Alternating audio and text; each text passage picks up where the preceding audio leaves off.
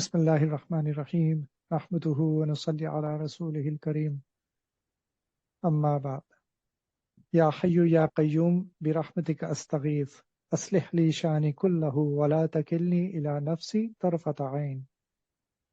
یہ نبی کریم صلی اللہ علیہ وسلم کی دعا ہے۔ ترجمہ یہ ہے کہ یا حی یا قیوم، میں آپ کی رحمت کے واسطے سے آپ سے فریاد کرتا ہوں کہ میرے سارے حال کو درست کر دیجئے اور مجھے ایک لمحے کے لیے بھی میرے نفس کے حوالے مت کیجیے۔ یہ ایسی دعا ہے کہ اس کے بارے میں اگر ہم سوچیں کہ اگر یہ دعا میری قبول ہو گئی اور میرا ایک ایک لمحہ اللہ تعالیٰ کی رضا کے مطابق گزرنے لگے تو پھر میرا بیڑا پار ہو جائے گا۔ اور اگر تھوڑا سا غور کریں کہ کیا کبھی ایسا ہوتا ہے کہ مجھے اس بات کا اتنا احساس ہو جائے جیسا اس دعا میں ہے کہ میرا ایک ایک لمحہ درست ہو جائے، میرا پورا حال درست ہو جائے، تو رمضان میں ایسا موقع آتا ہے جب ہمارے ذہن میں بہت ہی باریک باریک سوالات آنے شروع ہو جاتے ہیں۔ اور مثال کے طور پر مفتی حضرات کے پاس ایسے سوالات آتے ہیں کہ میری آنکھوں میں تکلیف ہے، کیا میں دوائی ڈال سکتا ہوں، یا یہ کہ میں انہیلر کا استعمال کر سکتا ہوں، یا یہ کہ میں ناک میں دوا ڈال سکتا ہوں۔ تو اتنی زیادہ حساسیت ہو جاتی ہے کہ کہیں اللہ تعالیٰ کی نافرمانی نہ ہو جائے، کہیں روزہ ٹوٹ نہ جائے۔ اور یہ رمضان کے مہینے میں ہوتا ہے، اور رمضان کا مہینہ وہ ہے جس کو اخلاص سے خاص نسبت ہے کہ بندہ جو ہے وہ صرف اللہ تعالیٰ کے لیے روزے رکھ رہا ہوتا ہے، کسی کو دکھانے کے لیے نہیں رکھ رہا ہوتا۔ اور اسی وجہ سے چاہے وہ بند کمرے میں بھی ہو اور اس کے پاس کھانے پینے کے لیے سب کچھ موجود بھی ہو، تب بھی وہ اپنا روزہ نہیں توڑتا۔ یہ اخلاص ہمیں پوری زندگی میں حاصل ہو جائے، اور یہ احساس اور یہ حساسیت کہ مجھ سے میرا ایک ایک لمحہ اللہ تعالیٰ کی فرما برداری میں گزرے، مجھ سے کوئی گناہ نہ ہو، یہ ہمیں حاصل ہو جائے۔ اصل میں تو رمضان میں اللہ تعالیٰ ہمیں اسی راستے پر لانا چاہتے تھے، لیکن یہ کہ رمضان کے بعد کی زندگی ہماری جو ہوتی ہے وہ بہت ہی اس طرح نہیں گزرتی جیسے گزرنی چاہیے، اور پھر دوبارہ سے ہم بہت سی برائیوں میں ملوث ہو جاتے ہیں۔ لیکن یہ احساس ہمیں پیدا کرنے کی ضرورت ہے کہ جس طرح رمضان میں مجھے اتنی فکر تھی اور میں اتنا اپنے روزے کے بارے میں اتنا حساس تھا کہ کہیں مجھ سے کوئی غلطی نہ ہو جائے، میں ایک ایک بات مفتی سے پوچھ کے کرتا تھا، تو یہ میری باقی زندگی بھی ایسی ہونی چاہیے کہ میرا ایک ایک لمحہ اللہ تعالیٰ کی مرضی کے مطابق ہو جائے، میرا سارا حال درست ہو جائے، جو کہ نبی کریم صلی اللہ علیہ وسلم نے اس دعا میں ہمیں سکھایا ہے۔ تو اب رمضان میں تو اللہ تعالیٰ نے ہمیں حلال پر پابندی لگا دی تھی، یعنی جو کھانا پینا باقی 11 مہینوں میں حلال تھا، اللہ تعالیٰ نے اس پر پابندی لگا دی۔ اور جو اصل جو ہمارے جسم کا جو حصہ متاثر ہوتا تھا رمضان میں، وہ کون سا تھا؟ ہماری زبان اور ہمارا پیٹ۔ لیکن باقی زندگی جو ہے اس میں ہمارے جسم کا ایک ایک حصہ جو ہے وہ اسی طرح اللہ تعالیٰ کی فرما برداری میں گزرنا چاہیے۔ ہوتا یہ ہے کہ پھر جب رمضان ختم ہو گئے تو پھر آنکھوں سے اسی طرح گناہ ہو رہے ہیں جیسے پہلے ہو رہے تھے، آنکھوں کے ذریعے دل میں، اور یہ جو گناہ ہوتے ہیں ان کا اثر دل پر ہوتا ہے، اور دل وہ جگہ ہے جہاں پر ایمان ہوتا ہے، اور ایمان کو نقصان پہنچے اس سے بڑا نقصان کیا ہو سکتا ہے۔ تو ہمیں اللہ تعالیٰ نے جتنے بھی اعضاء دیے ہیں، ہماری آنکھیں، ہماری زبان، ہمارے کان، ہمارے ہاتھ پیر، ان سب سے جو بھی گناہ ہوگا اس کا نقصان ہمارے دل کو ہوگا۔ اور حدیث میں آتا ہے کہ دل پر ایک دھبا پڑ جاتا ہے تو، اور وہ دھبے جب پڑتے جاتے ہیں، اللہ تعالیٰ ہماری حفاظت فرمائے، تو پھر ایک وقت آتا ہے کہ پھر ایمان زائل ہو جاتا ہے، اور اللہ تعالیٰ انسان کے دل پر مہر لگا دیتے ہیں، پھر اس کے لیے ہدایت کی کوئی گنجائش باقی نہیں رہتی۔ اس لیے ہمارے لیے ضروری ہے کہ ہم اپنے ایک ایک عمل کے بارے میں اتنے ہی حساس ہوں جیسے رمضان میں اپنے پیٹ کے بارے میں حساس تھے کہ میرے پیٹ میں کچھ نہ چلا جائے، اسی طرح میرے دل میں کچھ نہ چلا جائے، دل میں کوئی غلط چیز نہ چلی جائے۔ یہ وہ چیز ہے جو یعنی تقوی حاصل ہو گیا میں۔ اور رمضان کا اصل مقصد کیا تھا کہ قرآن شریف میں اللہ تعالیٰ نے فرمایا تھا کہ تم پہ روزے اس لیے فرض کیے گئے تاکہ تم تقوی حاصل کر لو، اور تقوی اسی کا نام ہے کہ صرف میرا پیٹ نہیں بلکہ میرے جتنے بھی اعضاء ہیں ان میں کوئی حرام چیز نہ چلی جائے۔ تو اب آنکھوں کے ذریعے مجھے اپنی حفاظت کرنی ہوگی. مجھے اپنا موبائل فون جب میں استعمال کر رہا ہوں تو مجھ سے میں کوئی غلط چیز نہ دیکھ لوں. میں کہیں انٹرنیٹ پر فیس بک وغیرہ پر کوئی ایسی چیزیں نہ دیکھ لوں. اسی طرح میں بازار جا رہا ہوں تو مجھے اپنی آنکھوں کی حفاظت کرنی ہے. آنکھوں سے جو بھی غلط چیز جائے گی وہ دل میں جائے گی اور دل پر اس کا اثر ہوگا اور دل کو اور ایمان کو نقصان پہنچے گا. پھر میری زبان کیا کرتی ہے؟ میری زبان سے غیبت تو نہیں ہو جاتی؟ میری زبان سے کسی پر بہتان تو نہیں لگ جاتا؟ میری زبان سے کسی کو تکلیف تو نہیں پہنچتی؟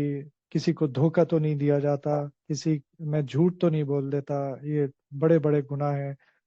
اور اسی طرح میرے مطلب غیبت، اب وہ زمانہ آ گیا کہ پہلے تو غیبت زبان سے ہوتی تھی، لیکن اب ہم اپنے موبائل سے بھی غیبت کر سکتے ہیں. اپنے ہی ہاتھوں سے غیبت لکھ لکھ کر دوستوں کو بھیج سکتے ہیں اور اپنے رشتہ داروں کو بھیج سکتے ہیں، جو ہو سکتا ہے ایسا لوگ کرتے ہوں. یا اسی طرح فحاشی کے کام کر سکتے ہیں اپنے موبائل کے ذریعے. تو یہ زبان کے ذریعے اپنے دل میں زہر پہنچانا ہو گیا. جو بھی گناہ ہوگا وہ دل کو نقصان پہنچائے گا. پھر کان کے ذریعے، زبان سے بھی ہو سکتا ہے، کان سے بھی ہو سکتا ہے کہ آپ نامحرم سے باتیں کر رہے ہوں، نامحرم کی آواز سن رہے ہوں، اور جو غیر ضروری باتیں ہیں وہ کر رہے ہوں. ضرورت کے تحت تو جائز ہے، جیسے ڈاکٹر اپنے پیشنٹ سے بات کر لیتا ہے، لیکن اس کے علاوہ نامحرم سے خواہ بات کرنا، اور پھر وہ اسی طرح شروع تو اسی طرح ہوتا ہے، یہاں تک کہ کبھی کبھی نیکی کے نام پر گناہ کر رہا ہوتا ہے آدمی، کہ میں یہ حدیث فلاں سے شیئر کر لوں صرف اپنا تعلق بڑھانے کے لیے. اصل مقصد کچھ اور ہوتا ہے، اور انسان کو کیونکہ احساس نہیں ہوتا کہ میں یہ کیا کر رہا ہوں، اور نیکی سمجھ کے اس کو کر دیتا ہے. تو میوزک سننا کان کا گناہ ہو گیا، غیبت سننا کان کا گناہ ہو گیا. اسی طرح یہ تو زبان اور کان سے دل کو نقصان پہنچ رہا ہے، لیکن حرام مال کے ذریعے بھی دل کو نقصان پہنچتا ہے. جب حرام لقمہ پیٹ میں جاتا ہے تو پھر مجھے ایسی کوئی حدیث نہیں ملی جیسی احادیث حرام مال کے بارے میں ہے. ہو سکتا ہے ہو، لیکن حرام مال اگر پیٹ میں جاتا ہے تو احادیث میں آتا ہے کہ عبادات قبول نہیں ہوتی. ایک لقمہ بھی اگر پیٹ میں چلا گیا تو عبادات اور دعائیں قبول نہیں ہوتی. اسی طرح وہ ایک حدیث میں آتا ہے کہ اگر کسی نے 10 درہم کا لباس پہنا ہوا ہے اور اس میں سے صرف 1 درہم حرام کا ہے، تو جب تک وہ لباس پہنا رہے گا اس کی عبادات قبول نہیں ہوتی. تو میرے مطالعے میں نہیں آیا کہ کوئی گناہ ایسا ہو جس کی وجہ سے عبادات قبول ہونی بند ہو جائیں، چاہے کیسا بھی بڑا گناہ کیا ہو، چوری کی ہو، ڈکیتی کی ہو، قتل کیا ہو، لیکن میں نے کوئی ایسی حدیث نہیں دیکھی.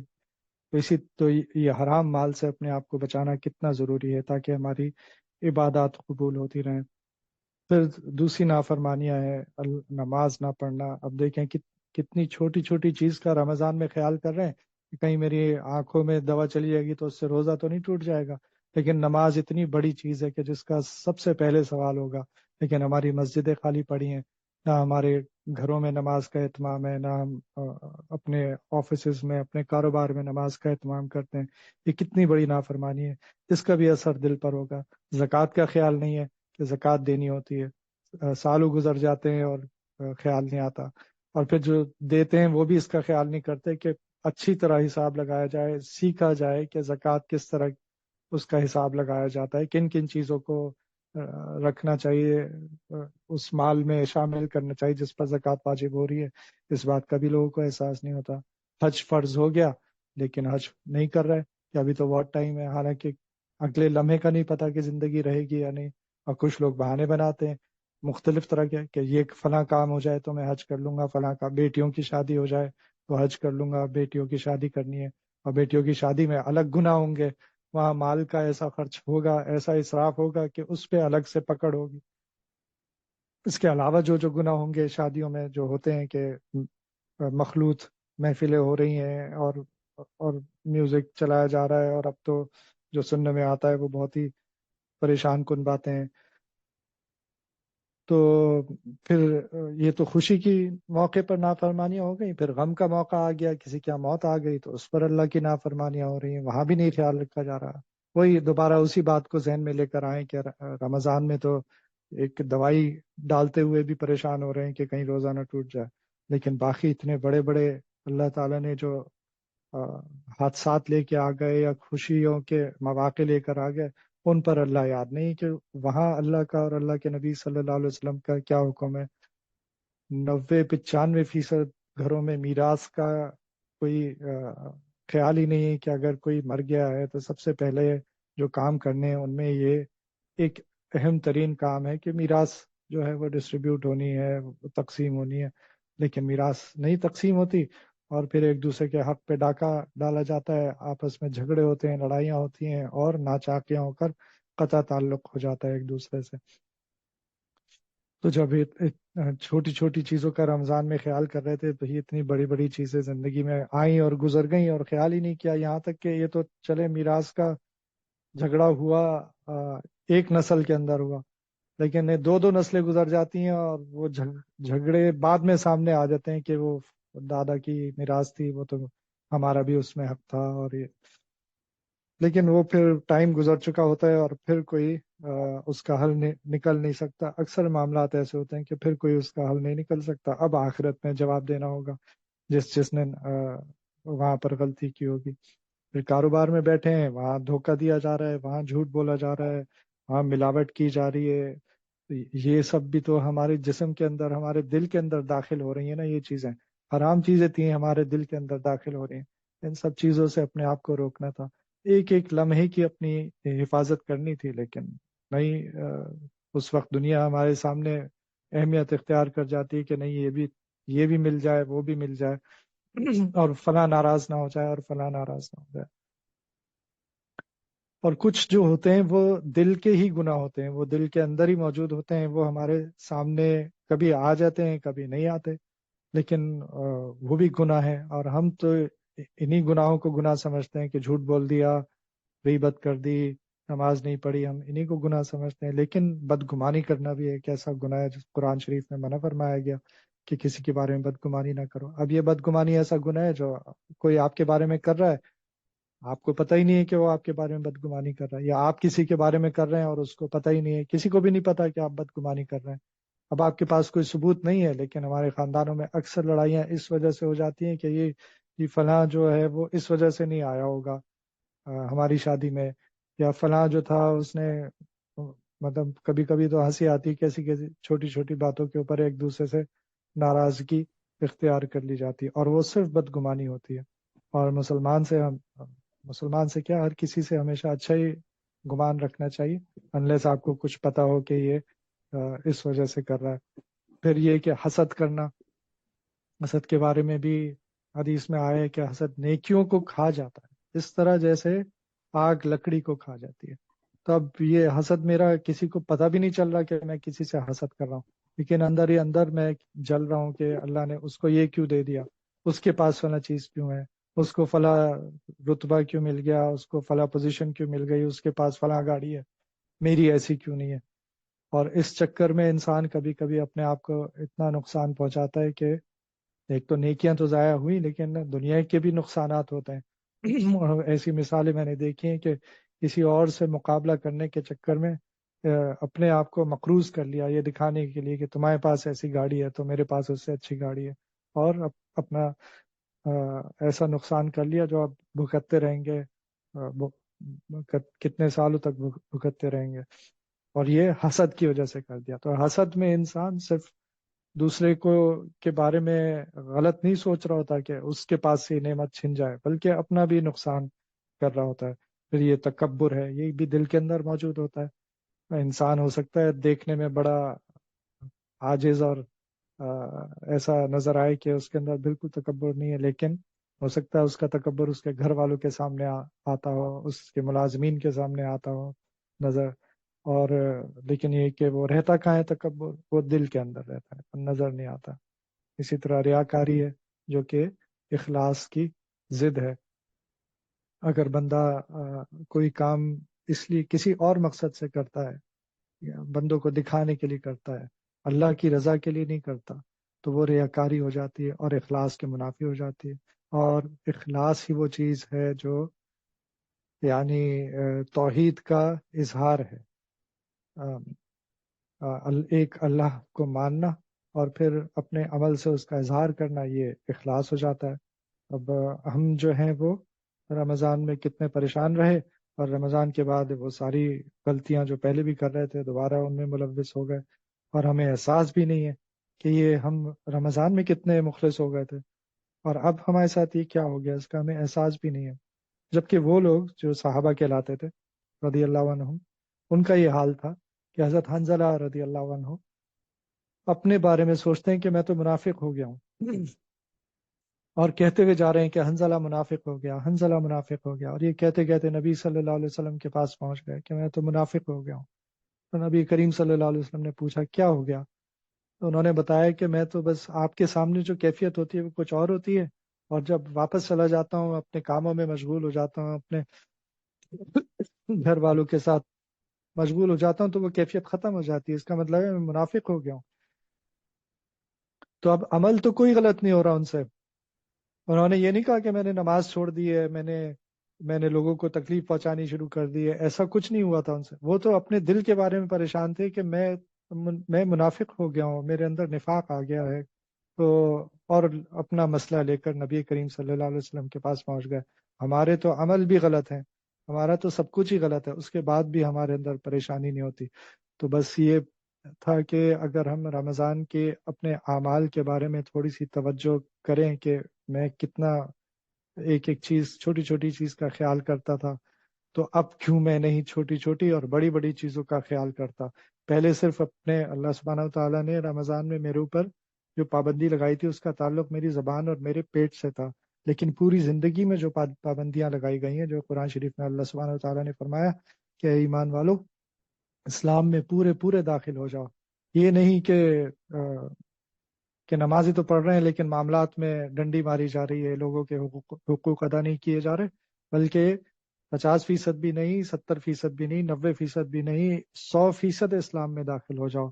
جب میں 100% اسلام میں داخل ہونے کی کوشش کروں گا تو پھر میں اپنے دل کی طرف متوجہ ہوں گا کہ میرا دل میں کیا ہے، میرا ایمان کیسا ہے، میرے دل میں لوگوں کے بارے میں کیا سوچتا ہوں، میں بدگمانیاں تو نہیں کرتا، میں حسد تو نہیں کرتا، کہیں مجھ سے گناہ ہو جاتا ہوگا تو پھر میرے دل پہ دھبا لگ جاتا ہوگا، میں اس دھبے کو جلد از جلد دھو لوں اور آئندہ کے لیے فکر کروں کہ مجھ سے گناہ نہ ہو، میں اپنی زبان کو غیبت سے، بہتان سے، جھوٹ سے، دھوکے سے، لوگوں کو تکلیف دینے سے بچاؤں، میں اپنے کانوں کو غلط باتوں کو سننے سے بچاؤں، میں حرام مال کے بارے میں، اب حرام مال جو ہے اس کے بارے میں ہم تو یہی سمجھتے ہیں کہ کسی نے چوری کر لی تو حرام، یا رشوت لے لیا تو حرام، ڈاکہ ڈال دیا تو حرام، زمین پہ قبضہ کر لیا تو حرام۔ یہ نہیں سوچتے کہ اگر ہم نے، علماء فرماتے ہیں کہ اگر کسی سبزی والی کے ٹھیلے پر کھڑے ہو کر گاجر توڑ کر ایک گاجر کا ٹکڑا کھا لیا تو وہ بھی حرام ہے، آپ نے اس سے پوچھے بغیر کھا لیا، آپ نے تو یہ سوچا اس سے کیا فرق پڑتا ہے، یا کسی مونگ پھلی والی کے ٹھیلے پر کھڑے ہو کر آپ نے چند مونگ پھلیاں کھا لیا، آپ نے سوچا اس کا ٹھیلا تو بھرا ہوا ہے، اس سے کیا فرق پڑتا ہے، لیکن کسی اور کا مال تھا آپ کے پیٹ میں چلا گیا۔ ایک ہی لقمہ اس کے لیے کافی ہے کہ، یعنی حرام کا ایک ہی لقمہ اس کے لیے کافی ہے کہ اب آپ کی عبادات قبول نہ ہو۔ تو ہم ہمیں ان باتوں کا احساس نہیں ہوتا۔ اللہ تعالی ہمیں ان باتوں کو سمجھنے کی توفیق عطا فرمائے، اپنی نافرمانیوں سے بچنے کی توفیق عطا فرمائے، اور یہ دعا جو کی تھی اس دعا کو اپنے معمولات میں شامل کرنے کی توفیق عطا فرمائے۔ یہ مناجات مقبول میں بھی منقول ہے یہ دعا، تو دوبارہ بھی پڑھ لیتا ہوں۔ یا حی یا قیوم برحمتک استغیث اصلح لی شأنی کلہ ولا تکلنی الی نفسی طرفۃ عین، یعنی ایک لمحے کے لیے بھی میری نفس کے حوالے مت کیجیے، دعا کر لیجیے۔ الحمد للہ رب العالمین والعاقبۃ للمتقین والصلاة والسلام علی رسولہ الانبیاء والمرسلین، رب ارحمہما کما ربیانی صغیرا، رب ارحمہما کما ربیانی صغیرا، رب ارحمہما کما ربیانی صغیرا، لا الہ الا انت سبحانک انی کنت من الظالمین، لا الہ الا انت سبحانک انی کنت من الظالمین۔ الہ العالمین اطاعت کی خوب توفیق عطا فرمائیے، گناہ اور برائی سے بچائیے، ہر قدم پر نبی کریم صلی اللہ علیہ وسلم کی پیروی کی توفیق عطا فرمائیے، ضالین اور مخطوبین کی پیروی سے بچائیے۔ یا اللہ آپ ہمارے ہو جائیے اور ہمیں اپنا بنا لیجیے، یا اللہ ہمیں ویسا بنا دیجیے جیسا آپ ہمیں دیکھنا چاہتے ہیں، یا اللہ ہم سے راضی ہو جائیے اور ہمیں اپنے سے راضی کر لیجیے۔ جب تک زندہ رکھیں اسلام پر مضبوط رکھیں، اور جب دنیا سے اٹھائیں فاطمہ ایمان پر فرمائیے، عزت کی موت عطا فرمائیے، شہادت عطا فرمائیے۔ یا اللہ آخر وقت تک اپنا محتاج رکھیے، کسی اور کا محتاج نہیں بنائیے گا۔ یا اللہ اپنی رحمت کی چادر ہم پہ ڈال دیجیے، یا اللہ اپنی رحمت کے سائے میں ہمیں جگہ دے دیجیے۔ یا اللہ یا کریم یا رحیم یا ارحم الراحمین، فلسطین کے مسلمانوں کی مدد فرمائیے۔ یا اللہ آپ ان کے لیے کافی ہو جائیے۔ یا اللہ ان پر اپنی رحمت نازل فرمائیے، ان کی ضرورتیں پوری فرمائیے، ان کو نعم البدل عطا فرمائیے۔ یا اللہ ان کا ملک آزاد کر دیجیے، ان کے گھر دوبارہ سے آباد کر دیجیے۔ یا اللہ جو قابضین ہیں، یا اللہ اسرائیل پر اپنا عذاب نازل فرمائیے۔ یا اللہ اسرائیل کا دھبہ دنیا کے نقشے سے مٹا دیجیے۔ یا اللہ اسرائیل کو نیز سے نابود کر دیجیے۔ یا اللہ اپنے فرشتے بھیج کر مجاہدین کی مدد فرمائیے۔ اللہم انا نجعلک فی نحورہم ونعوذ بک من شرورہم۔ اللہم انا نجعلک فی نحورہم ونعوذ بک من شرورہم۔ اللہم انا نجعلک فی نحورہم ونعوذ بک من شرورہم۔ وصلی اللہ تعالی علی خیر خلقہ محمد وعلی آلہ واصحابہ اجمعین، آمین برحمتک یا ارحم الراحمین۔